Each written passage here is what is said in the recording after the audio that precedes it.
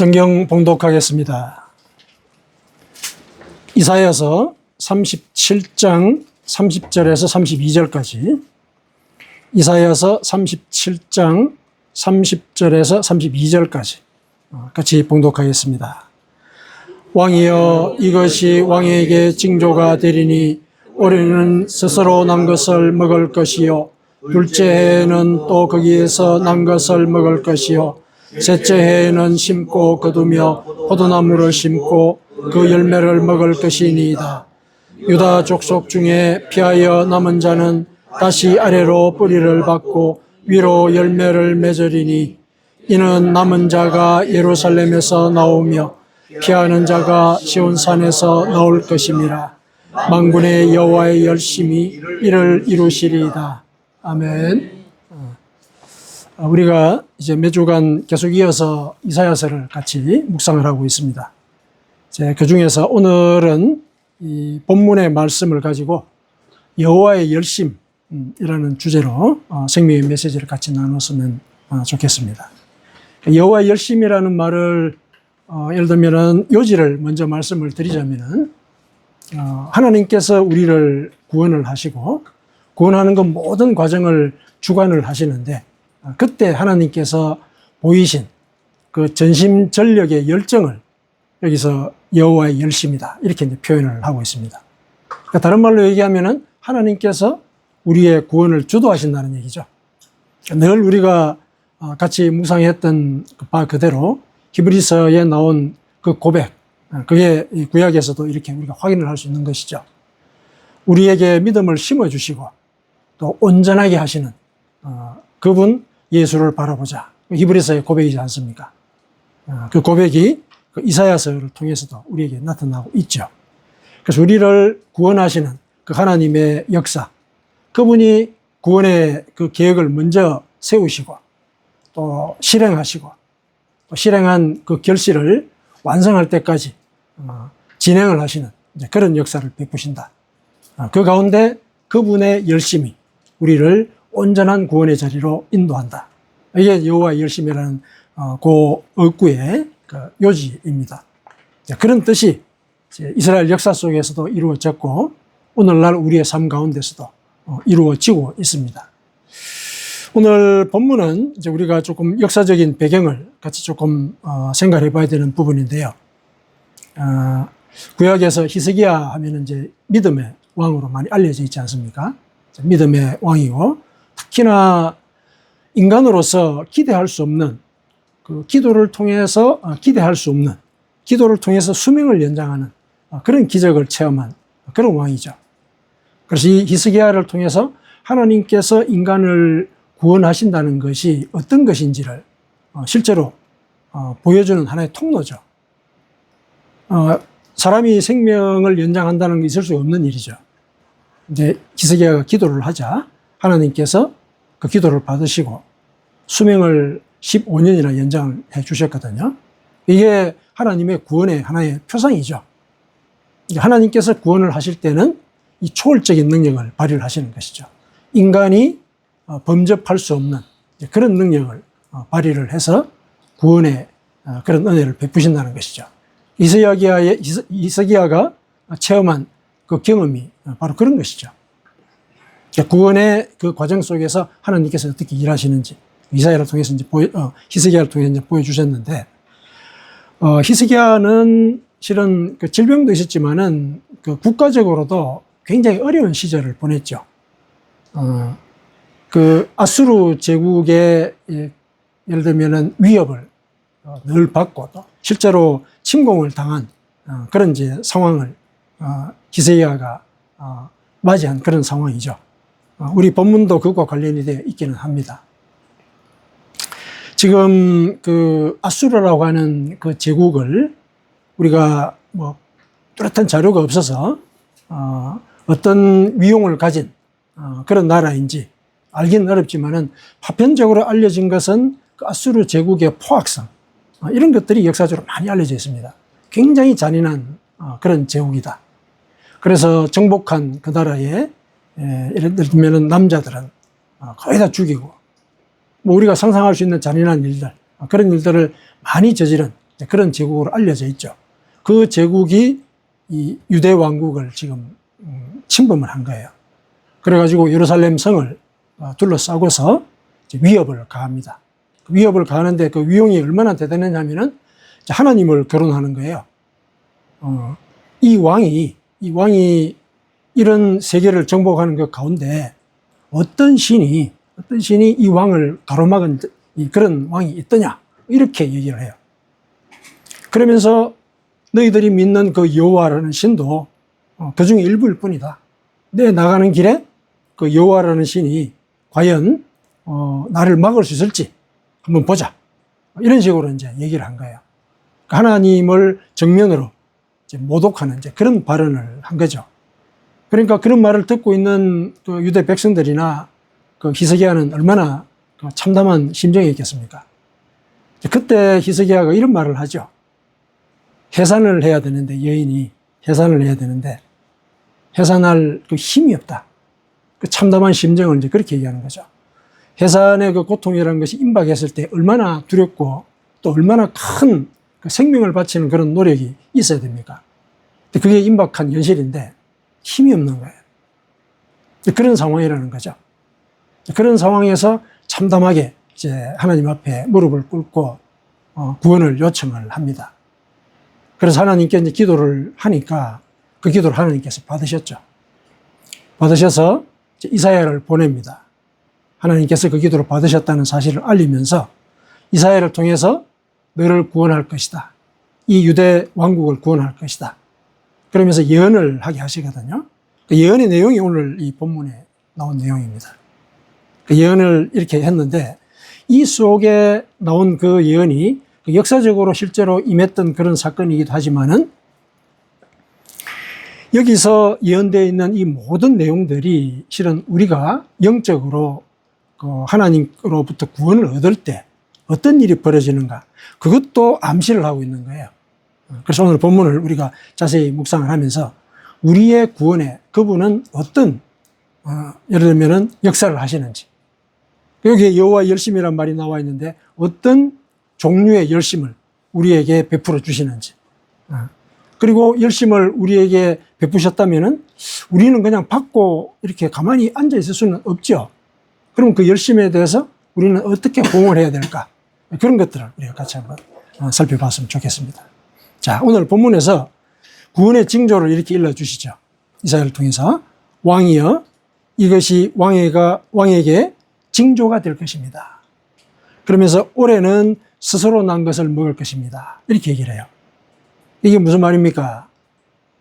스스로 난 것을 먹는다는 얘기는 경작을 못 한다는 얘기죠. 전쟁 중이니까 지금. 전쟁 중이니까 경작을 할 수가 없죠. 그러니까 올해는 그냥 자연스럽게 난 거, 경작을 못 하니까 자연스럽게 난 걸 먹게 될 겁니다. 둘째 해도 그렇게 하긴 할 건데 그때는 아마 경작을 준비하게 될 겁니다. 그런 뜻이죠. 둘째 해도 거기서 난 것을 먹을 것이 하고 셋째 해는 경작을 얘기하니까 둘째 해는 이제 경작을 준비한다는 그런 암시가 들어있는 것이죠. 그 다음에 셋째 해에는 심고 거두며 포도나무를 심고 그 열매를 먹게 될 것입니다. 이렇게 얘기를 해요. 사실 이 상황을 예언을 하신 것은 뭡니까? 전쟁이 끝난다는 얘기죠. 경작해서 너희들이 먹을 것을 먹을 수 있게 된다. 비록 지금은 경작을 못하지만은 내가 3년째는 경작을 해서 먹을 수 있도록 내가 조처를 하겠다. 이 얘기를 하신 것이죠. 그 얘기를 하신 것입니다. 그리고 이 말씀 속에는 너희들이 지금 어떤 상태인지 내가 알고 있다. 그게 암시가 되어 있는 거죠. 첫 해 전쟁이 벌어졌으니까 얼마나 두렵겠습니까? 또 당장 먹고 사는 문제, 그 문제를 걱정을 하죠. 그렇죠? 포위를 하고 있거든요. 대군대가 포위를 하고 있습니다. 먹고 사는 문제가 제일 임박한 그런 처지의 문제죠. 그걸 얘기하시는 거예요. 실은 예를 들어서 대군대가 그 성을 둘러싸고 있다면은 내가 저들을 어떻게 처리하겠다. 그 말씀을 하실 것 같은데 그걸 안 하시죠. 어떻게 먹을 것인가 그 얘기를 하는 거거든요. 그러니까 너희 백성들이 제일 염려하는 게 뭔지 내가 알고 있다는 거예요. 알고 있다. 그래서 이런 말씀을 하시는 거거든요. 그래서 3년째는 경작해서 그 염려와 두려움을 내가 없애주겠다. 이런 말씀을 하신 것이죠. 그 다음에 두 번째 징조를 얘기를 하세요. 유다 족속 중에 피하여 남은 자는 다시 아래로 뿌리를 받고 위로 열매를 맺게 될 것이다. 자, 전쟁 중에 사람들이 얼마나 혼비백산했겠습니까? 산이나 들로 도망을 갔겠죠. 굴이 있으면 굴로 들어가 숨었을 것이고, 또 산 높은 곳에 올라가서 또 움막을 짓거나 또 피할 데를 만들고 그러지 않겠습니까? 얼마나 두려웠겠어요. 게다가 이 성을 둘러싸고 있는 그 대군대는 포악하기로 소문이 난 그런 군대거든요. 그러니까 이런 전쟁을 겪은 이 사람들은 두려움에 사로잡히겠죠. 이 트라우마가 생기는 거예요. 트라우마가 생기는 거죠. 그러니까 피하여 남은 자, 그들 마음속에는 깊은 상처가 남아있을 것이거든요. 깊은 상처가 남아있을 것이다. 근데 그들이 다시 아래로 뿌리를 받고 위로 열매를 맺게 될 것이다. 이 뭡니까? 상처를 내가 회복시켜 주겠다. 치료하겠다. 이런 말씀이죠. 이런 이제 약속을 하시는 거죠. 자, 그 다음에 또 세 번째가 있습니다. 이는 남은 자가 예루살렘에서 나오며 피하는 자가 시온산에서 나올 것이기 때문에 그렇다. 이렇게 얘기하는 거죠. 이건 무슨 얘기입니까? 나오게 한다는 얘기죠. 숨은 데서. 그렇죠? 예루살렘에서, 포위된 예루살렘에서 나와서 자유롭게 여러 가지 일상 활동을 하고, 또 피하는 자가, 산에서 피했겠죠. 피하는 자가 그 산에서 나오게 될 것이다. 일상생활을 회복하게 될 것이다. 그런 얘기죠. 그러니까 이 말씀 속에는 하나님께서 유대 백성들과 그리고 히스기야를 회복을 시킬 것인데, 그 회복을 어떻게 시키느냐, 그걸 조목조목 얘기하고 계신 것이죠.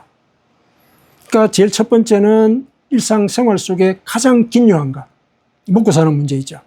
그거 먼저 내가 해결해 줄 것이다. 뭐가 제일 필요한지 내가 알고 있다. 그걸 이제 알리신 거예요. 두 번째, 마음속에 그 상처, 내가 회복시켜 주겠다. 그래서 다시 이 땅에 뿌리를 내리고 열매를 맺을 수 있도록 그렇게 내가 회복을 시켜주겠다. 그 다음에 세 번째는 일상활동을 완전히 회복시켜 주겠다. 숨은 데서 나오게 하겠다는 얘기죠. 나오게 하겠다. 이런 이제 그 예언을 하신 것이죠. 자, 이것이 만군의 여호와의 열심과 관계되어 있는데, 이것이 그 열심이 이 모든 것들을 이루실 것이다. 이렇게 이제 이사야가 예언을 한 거죠. 그러니까 이 예언 속에는 여호와의 열심이 이런 일들을 이룰 것이다. 이런 말씀이 들어있는 것이죠. 자, 우리가 열심이라고 얘기하면은 우리 인간적으로 볼 때도 전심전력을 다하는 이제 그런 상황을 우리가 염두에 둘 수 있지 않습니까? 열심, 그러니까 전심전력을 다하는 거예요.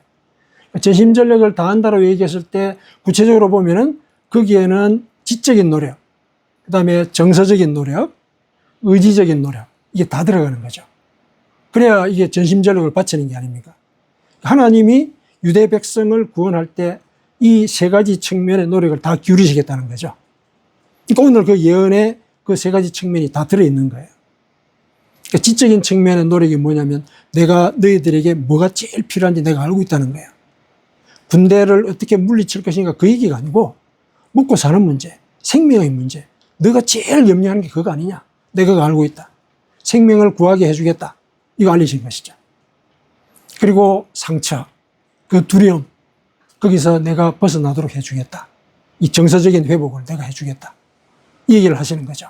그 정서적인 회복을 약속하신 그분이 따뜻하게 그 상처를 감싸주는 그런 정서적인 노력을 기울이시겠다는 얘기죠. 그 다음에 그들을 이렇게 나오도록 하겠다. 이렇게 얘기하죠.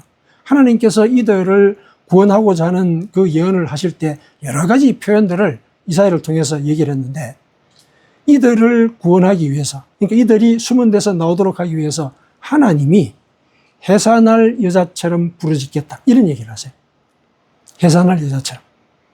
그러니까 당신이 해산할 여자처럼 부르짖겠다는 얘기예요. 우리를 구원하기 위해서. 유대 백성을 구원하기 위해서. 그런 의지적인 노력을 기울이시겠다. 이런 약속을 하신 것이거든요. 그러니까 그런 노력을 기울여서 그들을 숨은 데로부터 불러낼 것이다. 이렇게 얘기하신 것이죠. 당신의 의지를 바치시겠다는 거예요. 그러니까 오늘 이 본문의 예언 속에는 하나님의 그 열심의 구체적인 측면들이 다 드러나는 거죠. 다 드러납니다. 그래서 이런 열심을 하나님께서 약속을 하신 것이거든요. 그래서 실제로 그 약속대로 이루어졌죠. 이루어졌습니다. 제일 확실하게 이루어진 일이 무슨 일이냐면은 하나님께서 히스기야의 기도를 받으시고 그 다음에 무슨 일이 벌어졌냐면은 사람들이 자고 일어나 보니까 그 성을 둘러싸고 있던 그 아수르 군대 18만 5천 명이 하룻밤에 다 죽어버린 거예요. 하룻밤에. 어떻게 죽었는지 거기에는 명확하게 나와 있지는 않죠. 성경은 천사가 와서 그들을 도륙한 것으로 이렇게 기록은 나오고 있습니다. 물론 성경학자들은 그때 갑자기 이렇게 급한 전염병이 돌아서 그랬다 이런 이제 설명도 하긴 하지만은 어쨌든 전염병이 돌았다 하더라도 갑자기 하루아침에 그런 일이 벌어졌다는 것은 하나님의 역사거든요. 하나님의 역사죠. 그거는 전염병이 돌더라도 하루아침에 그런 일이 벌어질 수가 있겠습니까? 하나님의 역사인 거죠. 성경의 기록이 맞는 거죠. 천사가 도륙을 한 거예요. 그러니까 그들을 그런 식으로 몰아낸 것이죠. 그러니까 하나님이 약속하신 바 그 열심을 보여주시는 그 세 가지 측면을 한꺼번에 이루신 거예요. 모든 것들이 다 이루어진 것이죠.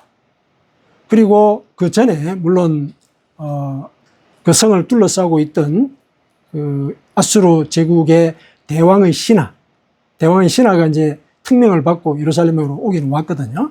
왔는데 그가 와서 이제 예루살렘에서 하나님을 욕을 하고 막 히스기야를 욕을 하고 그랬거든요.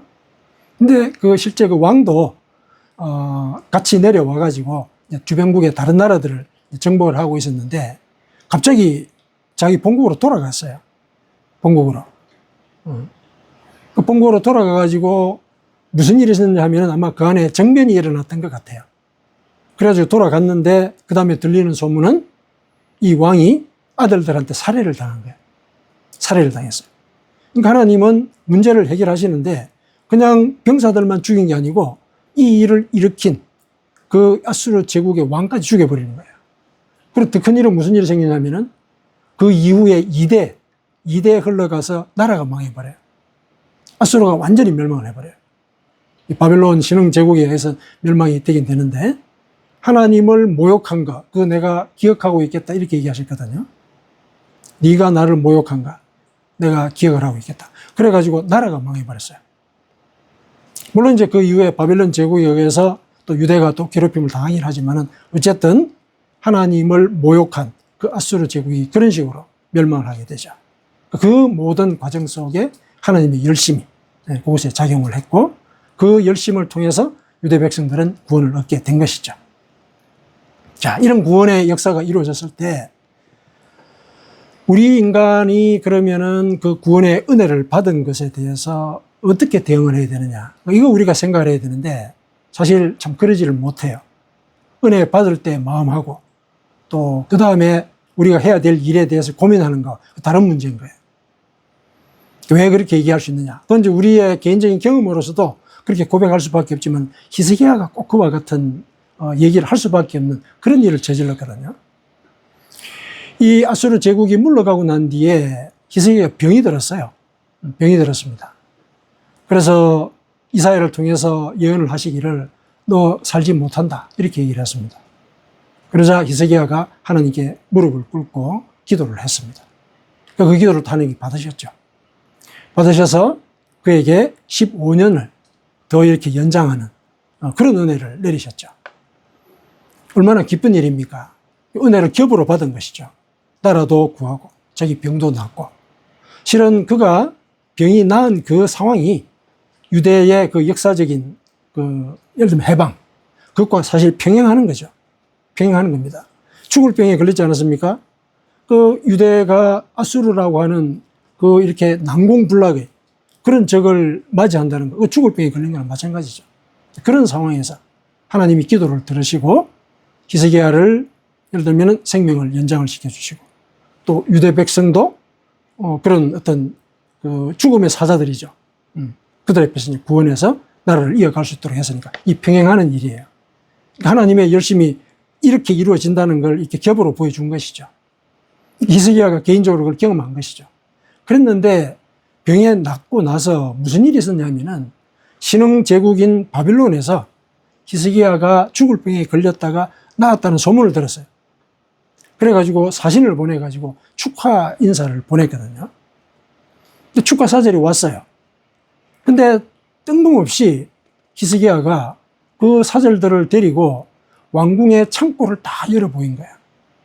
우리한테 이런 게 있다, 이런 보물이 있다. 이걸 막 알린 거야. 근데 그게 왜 문제가 될까? 뭐 이런 생각을 할 수가 있는데, 이사야가 이 히스기야를 책망을 하죠. 왜 그런 일을 하셨습니까? 이렇게 책망을 하죠. 잘못된 일이죠. 잘못된 일이죠. 그러면은 그 행위가 어떤 잘못된 의미를 갖고 있는 것이죠. 무슨 의미가 있느냐. 그렇게 예를 들면은 그 대제국이, 아수르라는 제국이 알려져 있는 그런 그 제국인데, 그 제국이 예를 들어서 이 조그마한 나라를 둘러싸고 공격을 했는데 아직까지 보물이 남아있는 거야. 그걸 보여준 거죠. 그건 뭐냐면은 어떤 면에서 보면은 히스기야가 우리한테 이런 재물이 있어가지고 우리가 아수르 제국을 이겨낼 수 있었다. 견딜 수 있었다. 이런 얘기를 사실상 한 것이랑 마찬가지예요. 그 얘기는 동시에 바벨론의 사절들에게도 같은 메시지를 주는 거예요. 당신들이 제국이 되어서 우리를 침공할 수도 있는데 우리 이렇게 재물이 많다는 거야. 당신들이 공격해 오더라도 우리 견딜 수 있다. 이런 메시지를 준 거란 말이죠. 바벨론에도. 그러니까 이거는 하나님께서 당신의 열심을 바쳐서 구원을 베풀었는데 그 구원의 역사를 이 재물과 등가시하는 거예요. 재물과 동일시하는 것이죠. 재물의 힘으로. 히스기야가 그런 잘못을 저지른 거예요. 그러니까 그거를 하나님이 아시고 이사야를 통해서 책망을 하신 거예요. 내가 너를 구원하고 유대 백성을 구원하기 위해서 나의 열심을 바쳤는데 너는 그게 이 재물의 힘이라고 보는 것이냐. 하나님이 그걸 갖다 읽으신 것이죠. 그러니까 히스기야가 사실은 내가 가지고 있는 것들을 자랑하는 그 마음 가운데는 이 교만함이 들어있었던 것이죠. 우리는 그런 아주 강대한 그런 군사 대국을 맞아서도 이 보물을 지켜낼 수 있었다. 그건 뭐냐 이거죠. 이 보물이 우리를 지켜주는 힘이다. 이 얘기를 한 거예요. 그러면서 동시에 바벨론에게도 같은 암시를 준 것이고. 그래서 이 하나님께서 히스기야를 책망을 하시죠. 책망하십니다. 그래서 네가 죽게 될 것이고 나라에 대해서도 이 경고를 하게 되시죠. 아주 치명적인 잘못을 저지른 것이죠. 자, 그러면 이제 이 히스기야의 이런 반응에 대해서 우리가 교훈을 얻어야 되겠죠. 교훈을 얻어야 됩니다. 하나님께서 당신의 전심 전력을 바쳐서 구원의 기회를 베풀었는데 그것을 이 받아들이는 그 마음이 결국은 그게 내 능력에 의해서 구원을 얻었다는 식으로 이렇게 해석을 하고 그렇게 반응을 하는 교만을 저지르게 되니까 여기서 우리가 경각해야 되는 부분이 분명히 드러나는 것이죠. 하나님께서 그런 구원을 베푸셨을 때 그 구원에 응하는 그런 우리 나름의 노력이 같이 호응을 이루어야 되는 것이죠. 호응을 이루어야 되는 것이죠. 계시록 3장 20절에 그렇게 말씀하고 계시죠. 내가 문을 두드린다 그러죠. 구원의 메시지를 전하신다는 거예요. 구원해 주겠다 예언을 주시는 거예요. 그랬을 때 문을 열어야죠. 그렇죠? 문을 열어야 됩니다. 그런데 히스기야는 그 문 두드리는 소리를 듣고 하나님이 두드리지 않은 문을 열어버린 것이죠. 예를 들면 뒷문을 열어버린 거예요. 그 뒷문에는 죄가 도사리고 있는 것이죠. 하나님께서 가인에게 경고하셨던 그 말씀, 우리가 여기서 기억할 필요가 있죠. 문에 죄가 웅크리고 도사리고 있다. 네가 그걸 다스려야 된다. 그랬잖아요. 다스려야 된다. 그랬거든요. 근데 히스기야는 그냥 그 웅크리고 있는 죄가 있는 그 문을 열어버린 거예요. 그래가지고 이제 교만을 저지르는 이제 그런 일을 한 것이거든요. 그랬을 때 하나님이 두드리시는 그 문을 열어야 되는 것이죠. 하나님이 두드리시는 그 문을 그 세 가지 측면에서 살펴볼 수가 있어요. 하나님께서 지적인 노력을 기울이지 않았습니까? 지적인 차원에서의 문을 두드리실 때 우리도 지적으로 반응을 해야 된다는 거죠. 의지의 문을 두드리실 때 우리도 의지의 문을 열어야 된다는 얘기예요. 정서적인 것도 마찬가지고. 하나님께서 처음에 그 지적인 문을 예를 들면 두드리셨어요. 그러니까 내가 너의 사정을 다 알고 있다는 거잖아요. 다 사정을 알고 있다. 네가 지금 어떤 상태에 있고 어떤 처지인지 뭐가 제일 필요한지 내가 알고 있다 그러셨거든요. 그럼 그렇게 문을 두드리셨어요. 우리도 알고 있지 않습니까? 나보다도 나를 하나님이 더 잘 아신다. 믿잖아요. 그렇다면 이 믿음에 반응하는 그런 모습을 우리가 보여줘야 되는 것이죠. 내가 당신이 어떤 존재인지 압니다. 이런 고백을 할 수 있어야 되는 것이죠. 그 고백의 중요한 내용이 뭡니까? 우리가 알고 있어야 되는 게 뭡니까? 그리고 알면서 고백해야 되는 내용이 뭡니까? 당신이 나를 사랑하신다는 것. 모든 근본이 거기에요. 우리 믿음의 근본이 거기죠. 그거를 하나님께 고백하는 거예요. 제가 당신이 나를 사랑하신다는 사실 제가 알고 있습니다. 이걸 고백합니다. 이런 고백으로 그 하나님의 그 지적인 문의 두드림에 응답을 해야 되는 것이죠. 당신이 나를 사랑하신다는 것. 그리고 내가 당신의 자녀로 신분을 받았다는 것. 이거를 고백을 하는 것이죠. 제가 그걸 알고 있습니다. 이런 인식을 우리가 가져야 돼요. 우리가 하나님을 믿는다라고 얘기하는데 이런 인식이 머릿속에 깊게 박혀 있느냐면 그러기가 쉽지가 않거든요. 일상 속에서 내가 과연 내가 하나님의 사랑을 받는 자녀다. 이런 생각을 늘 하면서 살고 있느냐. 우리 스스로 물어봅시다. 자신에게. 하나님이 나를 구원하셨을 때는 그분의 사랑, 생명을 바친 사랑이 나한테 베풀어진 것이다. 나는 하나님의 사랑을 받는 자다. 제가 이 사실을 알고 있습니다. 이런 고백을 해야 되는 것이죠. 그 다음에 하나님이 우리의 상처를 치료하고자 하시죠. 정서적인 문을 두드리시고자 하시는 것이죠. 그러면 거기에 대해서 우리는 우리의 상한 심령을 하나님께 올려드려야 되겠죠. 우리의 상한 심령을. 상한 심령이라는 게 뭡니까? 진심이죠. 진심이죠. 우리가 늘 하는 얘기 있지 않습니까? 우리 몸의 중심이 어디냐? 중심이 어디냐? 우리 몸의 중심은 상처죠. 상처가 난 곳은 어디든지 우리 몸의 중심이에요. 이 손가락 끝은 우리 몸의 변방이지만은 여기에 상처가 났다 그러면 온 신경이 다 쏠리지 않습니까? 우리 몸의 중심은 상처인 거예요. 내 마음에 상했어요. 이 상한 마음. 내 온 존재가 여기 실려 있는 거죠. 이걸 올려드리는 거죠. 내 온 존재가 그분께 올려졌을 때 그분과 나는 인격적인 교제를 하는 것이죠. 그렇지 않습니까? 우리가 사람과도 인격적인 교제를 할 때는 진심이 통해야 되는 것이거든요.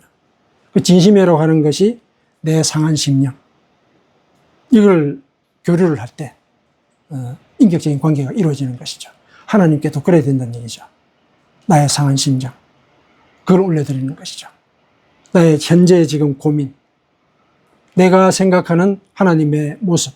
왜 당신은 이 시간에 저에게 임하지 않습니까? 왜 내 기도에는 응답하지 아니하십니까? 이 아픔도 다 올려드릴 수 있어야 되는 것이죠. 이게 이제 우리가 하나님께 하나님의 그 정서적인 그 부름에 응답하는 그런 태도죠. 그 다음에 세 번째, 그분이 우리를 구원하기 위해서 해산하는 여인처럼 울부짖을 때 모든 일들을 다 강구를 하시는 거죠. 그랬을 때 우리는 그럼 어떻게 반응을 해야 되느냐. 그분의 그 뜻이 우리 삶 속에 이루어지도록 우리가 호응을 해야 되는데 그분의 뜻이 우리에게 이루어지도록 하기 위해서는 우선 우리 속에 하나님의 말씀이 있어야 되죠. 그렇지 않습니까? 그 말씀이 그분의 뜻이니까 그 뜻이 우리 속에 전제되고 또 밑에 밭을 이루고 있을 때 그분이 밭을 기경하고 하는 그런 노력들을 기울여지게 되면 우리가 거기에 결실을 하는 것이거든요.